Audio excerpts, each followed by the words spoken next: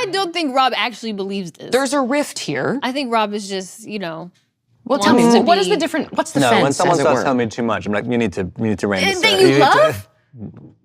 Yeah. Wait. Let's see. Don't tell me your thoughts. Keep it to yourself. It's like, yeah. Well, I'm into boundaries. I thought everybody wanted boundaries. Today, I'm talking to Zendaya and Robert Pattinson. They star in the new movie, The Drama, which is a romantic movie, but it's also pretty deeply terrifying and anxiety-inducing. I wanted to talk to these two stars about the very real anxieties that this movie cranks up to the extreme, and this idea that we can't ever really know the people we love. From the New York Times, I'm Anna Martin. This is Modern Love. Zendaya and Robert Pattinson. hello. Thanks for being here. Welcome to Modern Love. Thank you for having us. The two of you are in a new movie called The Drama. Yes. You play an engaged... I liked that. Literally, every single question we're saying the same thing at the same time. It's quite impressive. Really in 2, sync. 1, Yes. That didn't really work that time. You play an engaged couple. Natural, you know, you Totally. can't force it. We won't force it, but I hope it happens again. You play an engaged couple, Emma and Charlie. They're so in love. They're perfect for each other. And then a week before the wedding, Emma reveals something that I'm not going to spoil. You have to see the movie to figure it out. Absolutely. But it causes Charlie to wonder if he even knows, you know, this woman at all. And suddenly this bond that felt so strong is full of chaos. There's all this doubt. Charlie's spiraling, you know, wondering if the wedding should still even happen. Emma's watching Charlie being like, can we recover from this? Does this man even love me anymore? These are generally, I would say, not questions you want to be asking a week before the wedding. I've never been married, but I was But I can imagine. doing my research. Let's start here. You spent a lot of time with these characters, Emma and Charlie. Do you like them as people? Would you be friends with them?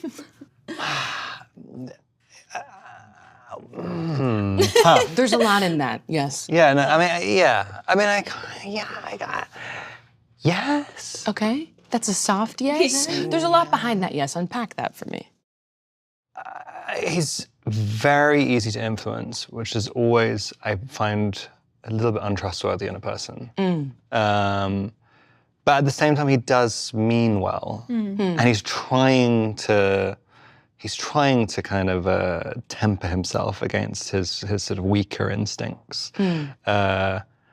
So I guess he's got potential to be my friend. He's easily influenced. Yeah.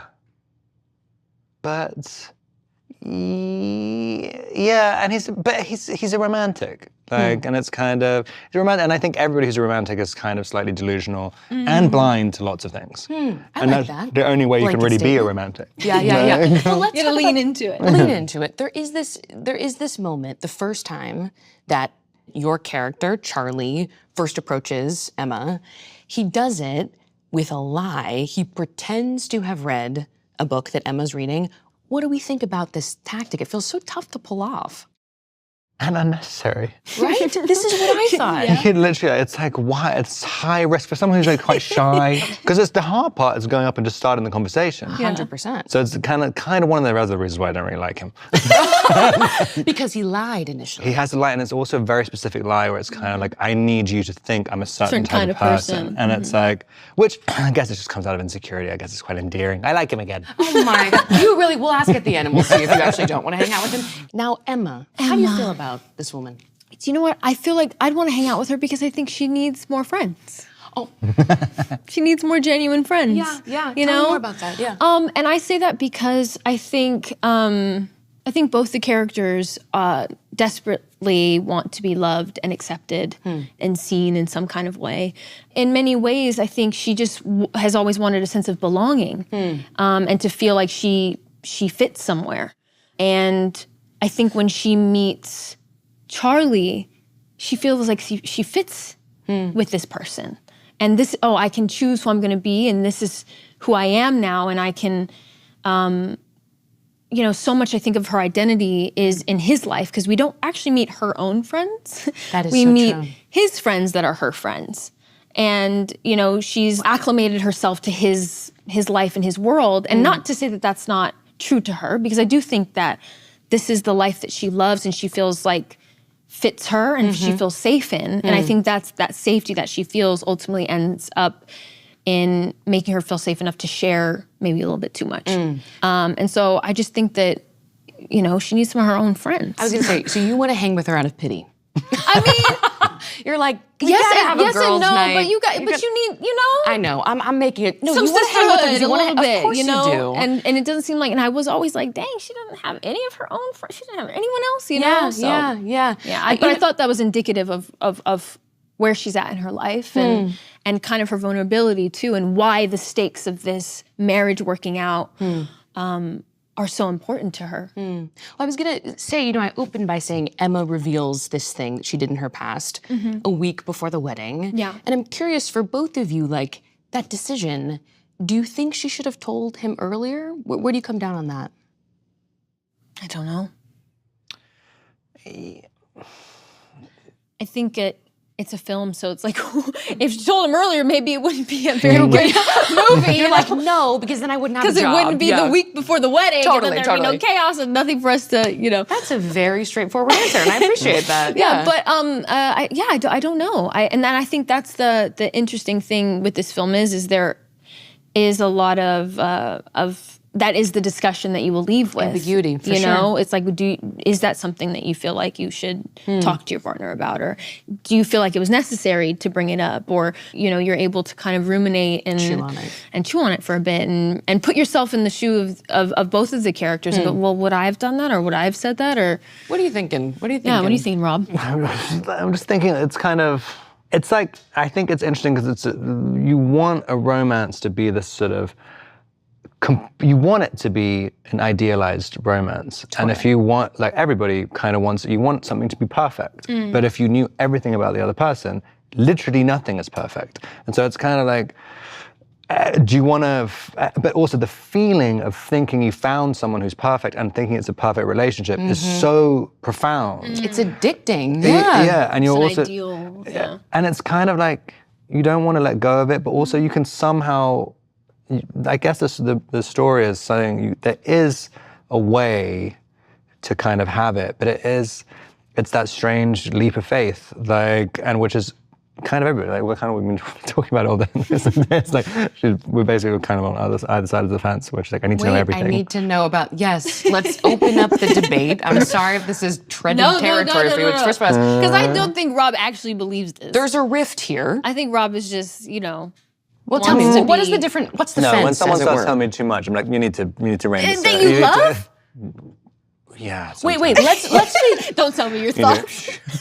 Keep it to yourself. What is this debate? Okay, boundaries. Yeah. What is the debate?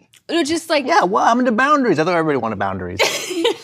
there are just things like, how much do you want to like know about somebody before you like to marry them or something? Very little. And he doesn't want to know very much. Is that true?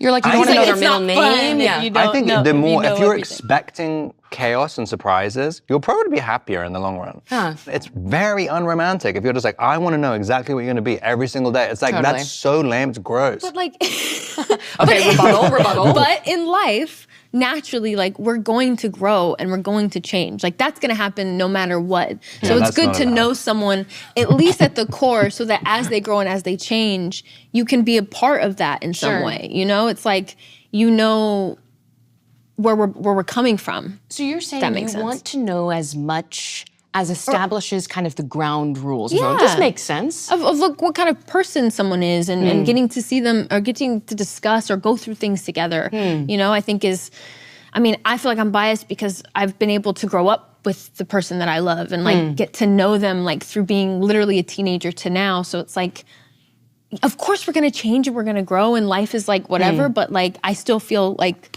there's like a bond or a connection that you feel like you know someone at least enough, Of course. to feel safe with them. But it's kind of like, yeah, it's like you inevitably know someone a bit by just being in a relationship with them. Of course. But I think it's the expectation of saying, I think you kind of, you suffocate a relationship if you're like saying like, I need to know this, I need to know all the stuff about I need to know everything about your past. It's like, I see what you mean by the that. past has nothing to do with you. Like Right. it's literally like, it's kind of, I don't know, like, I'm kind of. I get that. But I also think that like if you feel safe in a relationship, then like I would never want to be like, you have to tell me everything about your life. It's more like, how would you know how many questions to ask? What is it like? No, I just mean more like if you feel safe with somebody, or like hopefully you feel safe enough with me that you want to share. Yeah. It also reveals your own insecurity. Yeah. If you're constantly saying, I need to know all this stuff about your past. Also, I kind of think the second you meet someone, you kind of know which way the relationship's going to go. Like I think that's an instant. Do you think you have a special ability to do that, or everyone? I think everybody does. Yeah. And we just don't listen to it? I think they do listen to it. It's like if you end up breaking up with someone or something happens, there's always that moment I knew this was going to happen. Yes. I think most people do. And then I think you know the second you meet them. And you just choose to go, and it's not necessarily a bad decision, but you always know. What is it? Okay, I'm gonna push you on this because I'm interested.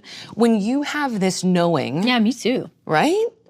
What does it feel like to you? Is it like a aha, or is it like a body-based sensation? What is that? Yeah, you can have the combination of feel like you can get some, like you can be like very attracted to someone, and also there's like some like fear or something at the same time, and it's like, oh, and that could be why you're attracted to them in the first place.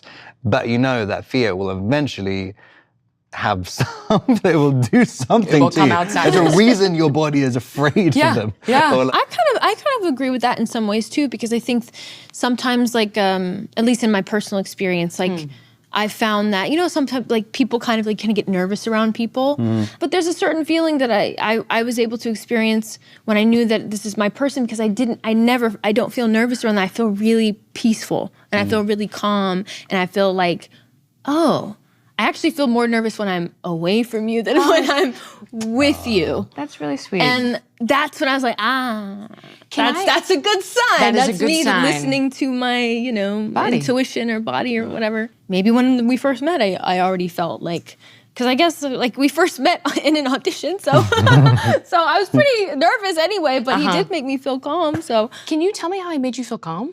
Just by being a nice person, by making me feel comfortable. I mean, like, it's like having to do a chemistry read for a big movie like that is like, oh, you really want the job and all these kind of things. And yeah, he was really lovely then, so. I want to talk about these moments where we learn something new about a partner, where we see our partner in a new light. There's this scene in the movie that I find so relatable, probably because I live in New York. Emma and Charlie, they're crossing the street. A car almost hits them. Emma goes off on the driver. Yeah. And by the way, I was like, it was your right of way. You know what I mean? Like, 100%. Throw that drink. Hit me. I know, 100%. Yeah. Okay. But I'm Charlie, walking you, thank you for doing it and not me. Very is looking at Emma like, wait, why? Why? Because Charlie's looking at Emma like, who is this woman? Yeah, I mean, he's very sensitive. He's a little oversensitive to that. I mean, that's kind of what the humor of it is, because there's so many parts of the movie he's reacting, and I guess it's how you always, when you're spiraling, suddenly everything seems different. crazy, and it's like, oh my God, like she's wearing a different hat. She's crazy. But the moment this scene felt like, he's seeing this other aspect of her, and he's interpreting it differently because Emma at this point has revealed the secret. But I felt like I related to it because, in not such a dramatic fashion, but in almost every relationship I've been in, I've had this moment where the person will do something, and suddenly I have to kind of recalibrate what I thought I knew about them. And it doesn't have to be in a bad way. I'm curious if this resonates, if you've had a moment with someone you love, partner, family member, friend, where they do something and you see them in a different way. I think it happens like when you grow up and you stop seeing your parents as just your parents. Totally. And just as human beings that met and like had you, It's kind of like when that perception of, or I don't know, whatever it is kind of fades away and you go, oh, you guys are just people. And it happens usually, it's like for some people it happens younger, it happens at different, stages of your life, but really getting to understand your parents, but not from the context of them being your parents. And but they them can do just, no wrong. Yeah. Yeah. Or whatever that idea or ideal of a parent is that you have in your head, and just seeing them for the people that they are, and also trying to have grace for them as human beings too. And remember that they're just, they're just people.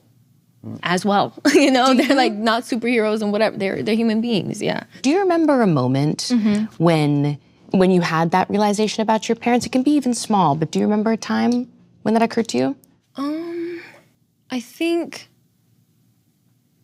probably like when, you know, just moving to LA and, you know, and me having to work and be the one that was working. And I think that kind of dynamic shift brought up a lot of things for my parents, because now it's like you are now in a different dynamic with your parents. Certainly. And how you navigate that, I think was one of those moments like, oh shit, okay, this is different, because I'm not just like a little kid anymore, although I technically am. Yeah. I'm doing it, you know, a very mature, you know, job now. I have a 9 to 5, and I go to work every morning and I come home at night, but I also still have to like listen to my parents, and they have to tell me to go to bed at time and, you know, whatever. And so that you're like, whoa.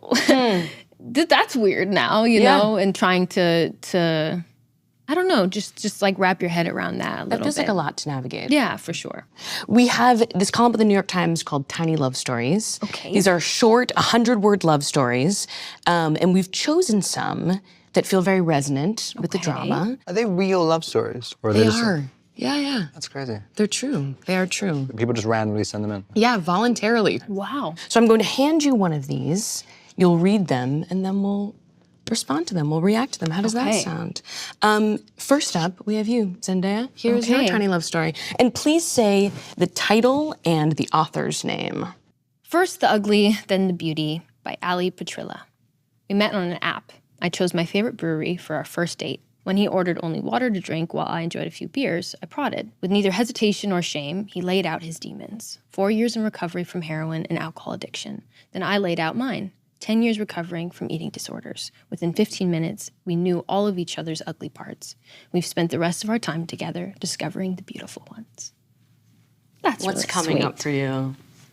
I think that's really beautiful. You know, here's the thing: it's like everybody's love story is different, and some people feel comfortable sharing and feel like they can be vulnerable, or feel like it's important for them to lay their cards out on the table right away. Some people are more uncomfortable with that, and some people it takes time for you to, you know, build the trust and break the walls down. Yeah. But in a unique situation where it seems like this has worked for both of these people, where they feel like they were both able to share something equally of you know, importance to them, and that was, you know, allowed them to bond and see each other and maybe help each other in many ways, then I feel like that's really beautiful. I hope they're happy. They're actually married. We got that update. Oh, wonderful. Do you think there's such a thing as disclosing too much of yourself too early? Yes. Yeah, I'm sure, yeah. Okay, very strong Definitely such a response. thing. Tell me about this. No, I'm saying such a thing. That's someone's story. Yeah. I think, do I necessarily feel like maybe on the first time I meet someone, it depends on the person and who you know, and sometimes it takes time to get to know somebody. Well, it's very controlling as well, manipulative. You are? No, yeah. Yes. Wait, so tell me more about this. You had such a strong response.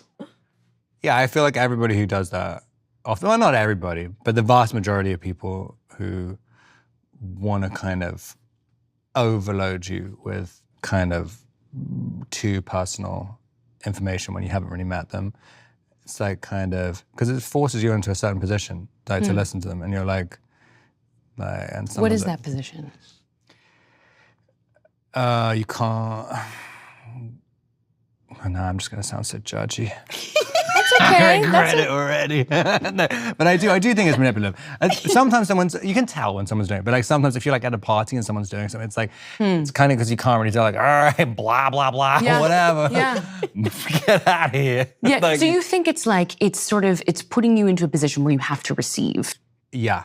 I just want to talk. Yeah, but it worked for them. Yeah, that's what I'm saying. It works. Oh no, I'm not saying about these guys. This one's very nice. Yes, they do. And I'm not again, a date. I'm they talking are about like in married. a crowd.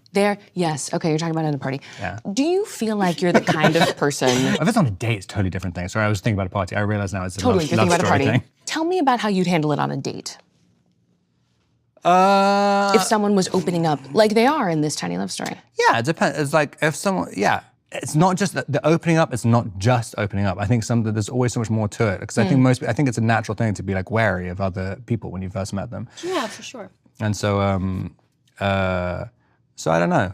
But it'd be interesting. Sometimes that's happened to me before, and sometimes you're like absolutely like so profoundly moved that someone's thought like, oh, I see something in you, which you are the person who I feel like I can open up to. I trust you. Yeah. But if they're just opening up to everybody, I'm just like, It's then you too go, much. blah, blah, blah. Robert, we have a tiny love story for you. If you don't mind reading this, the title and the author's name, and we'll discuss. There's a Logic to Love by Jack Simmons. As an engineer, I believe problems have logical solutions. To solve my relationship problem, I needed to structure it. Standing at my boyfriend's whiteboard with a marker and a flowchart I'd drawn, I asked him questions, tracing his answers down the chart. He was happy, but wasn't sure he could fall in love with me. The chart said, break up, so we did. I went back to him, promising to love myself enough for both of us. It didn't work. We broke up again. Love is simple. The flowchart and your heart must lead to the same answer. Stay.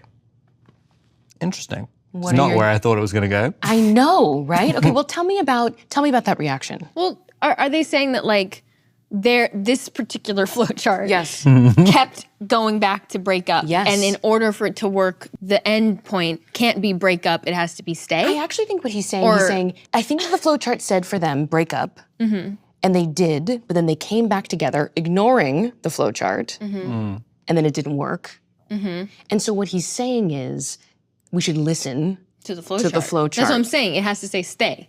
Yes, it has to say stay, or you have break to up. Well, it sounds like his partner initially Said that already. said like, I'm going to let this flowchart shit go. And then I'm going to ignore that you've drawn this flowchart and hope you come to your senses. Beyond the flowchart of it all, I will say. Well, he also said he was happy, but wasn't sure he could fall in love with me. Yeah. So I missed that That's bit. a hard Oh, yeah. kind of. What's making sense to you now? I mean, if someone says, I'm not sure I can fall in love with you, I'm like, Yeah, dude, just that's- keep it to yourself. Yeah. You need to say, I got a job overseas. I got a job and I need to go and Sorry, you can't but come with. yeah, you're amazing. I have to go. You're like, no more charts. I'm not entirely sure what a flowchart is. Oh my God. That comes out now that you don't know what a flowchart Is that is? like when you like follow the line to like Topsy needs to find her mum in the swimming pool? Like, where do you find? That's cool. Is that a maze? Maze. Okay, so no. So no, not exactly. A flowchart is very different, but they share some components. Yeah. Let's throw them a bone. Yeah. A flowchart. I'm like, what is a flowchart now? Visual learning. Visual learning. It's like if this, then this. Yeah. Now I'm like, what Yeah. is Also, a I flowchart? mean, he should have, as he started drawing it, It's a he should chart have realized that floats. how unattractive that is. Well, I feel like people make a lot of pro and cons lists for people, yeah. which is adjacent to flowchart. Have you ever been in a situation where you're so unsure about someone or something, some decision, that you felt the need, you could have used a flowchart or a pro-con list? I don't think I've used it in like a romantic situation, but I've definitely used some charts like to make some decisions. I'm a Virgo. There you go. Okay. How? Not like a chart, but I've definitely did some pro-con lists. Really? Oh, for sure. Is this surprising to you? That's like a normal thing to do. It is? And if the Pro-con pros outweighs list? the cons, you're like, okay. How do you make decisions, Robert? Shake your head around and then you see which is bigger, the yes or the no. You're like a magic 8-ball. Yeah. That's really fun. That's literally how it is. could It just be goes very, on vibes. It could be very damaging to one's head, though. No, it's just a light shake. It's a light shake, just a tiny light shake, tiny little light shake. Yeah, no, I definitely, because that's the thing is I feel like I'm very, I don't know, I Regimented. overthink about a lot of things. So sometimes like you just pour out with all these thoughts. You're like, okay, maybe I just need to write it down. So yeah, sometimes that I found that helpful, but maybe not in this particular situation. Not in this particular, right. But I think, that there is an open communication and the answer was kind of there. And it's like, okay, well, maybe this isn't where I need to be. I actually think this goes back to your understanding of really tuning in to the truth of someone. This is their way to figure out, the outcome of their relationship. They had to break up, but they didn't listen. And I'm not, literally like, when you're drawing the flowchart, you know. Yeah, okay. Yeah, The flowchart, that's fair. The flowchart kind That's of knows. fair. Not only are That's you fair. drawing the flowchart, but then you're showing it Yeah, to yeah, your yeah, partner. yeah, yeah. You're That's trying to fair. get a reaction. All you're trying to do is say, like, I want you to say you love me. Totally. Like, that's the Yeah, thing. that's That's the fair. only reason you're doing it, and you know he's not going to do it. Like, you know he's not going to do it. Yeah. If nothing I'd else. say that's fair. Yeah. I also am point. happy that we could tell you what a flowchart is, even though I'm not so sure you really I know. I know. still it kind of went in one ear and out. But you just like any chart. Any chart When you start to have whatsoever. to bring out a chart in a relationship, it's over already. Yeah. Okay, there you go. To be fair, I think Charlie would be a flowchart guy. He's trying to justify. He's But he's definitely also like in the writing pros and arts. cons. He's like thinking like I think well he literally kind of does. I mean that's literally what the movie is. His pros and cons list. I think it's just drawing things down. It just feels like it was a lot of effort. For We a should have very had little way more reward. questions about flowcharts. I am realizing like there's a lot here. It's very rich. This movie's about marriage. You both are in very public relationships. There has been recently much speculation about marriage for you.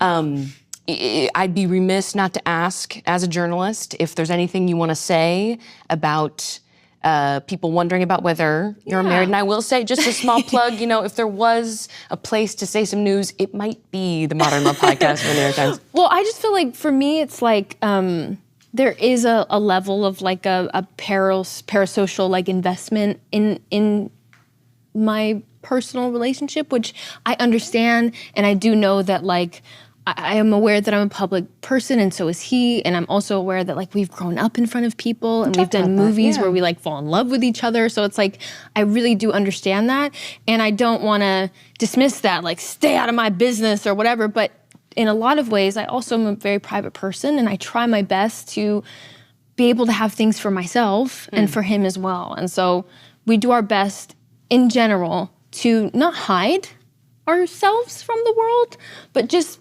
to, I think, preserve things for ourselves so that we can maintain that joy just within ourselves and our loved ones and our family. So that's kind of like my broad way of just saying I hear it, but I also like my own little boundaries of what I like to bring up and talk about, but then also what I'm also willing to share, I think that's the most beautiful way to say no comment. I know. I was like, I respect it. Pardon the shit out of this thing. No, I mean, I'm speaking honestly, Of course, from that perspective. But yeah, I just try to find the balance in the middle there. Understood. Any I comment? wish I could. I was literally like, practice. It was really good. And it was true. Yeah, It was clearly very genuine. I swear I didn't chart this. This is just, I'm just answering your question because I didn't know if you would ask that. So I think, thank you for telling me. Of course. I want to land us on the side. We've been talking about what it means to really know someone we love, what happens when we don't know as much as we thought. So I want to close on this idea. I wonder if you could share a time recently where you felt very known by someone in your life, very seen for who you are. This is an earnest question, I know, but I wonder if you could humor me with an earnest answer. Good luck. You gotta try. You'll never know me. You gotta try. You gotta try. Very known and seen. I mean, a lot. I feel like my partner, in a lot of ways, knows me better than I know myself. Well, no, just kind of to the point where she'll kind of have like quite psychic abilities about things. But does that feel good? Oh yeah, Yeah? Good. She doesn't have a choice. No, like that doesn't even make that. And my kid as well. Like it's kind of, well, I don't know if she knows me as well. It is cool because there's an answer and then there's a well. Well, I mean, there's always another side to the coin. Of course. Seeing, it's a different, when your kid is looking at it, it's a different type of knowing as well, because it's knowing without any, I mean, obviously they have desires from you, but it's funny when it's just pure curiosity, and when you conceive it, they don't have a single issue with you, which is great. How freeing. It's so nice. They're not pissed, they're not mad. Although sometimes they are, they're Just crying, want to go right? in the swing. That's it. Like, that's the kind of relationship I understand. It will probably get more complicated than swing, though, right? It might. Maybe. What about you? Last time you felt known? I feel really really known by like my partner, by like my friends, by my family. Like I do feel like the core people around me, I think that's when I'm happiest, is when I'm with all of those people. It's just like I feel like I'm not thinking so much and, you know, trying to think about what I'm gonna say before I say it, like right now. But you know what I mean? It's like you just, you know, they know you, they see you, and you feel safe, and you feel like, and also it's just like they see me as the adult I am now, but like my siblings also see me as their little sister. All the past versions of you, all the past, stacked on top of each other. Yeah, and that love and that care or that protection or that whatever that looks like from them is still very, very true. Robert Pattinson, Zendaya, thank you so much for this conversation that was at times a debate. Thank you very much. I appreciate it. But ultimately he agreed with me. Ultimately he agreed with you. Ultimately he agreed with you. Thank you so much. I really appreciate it. Thank you.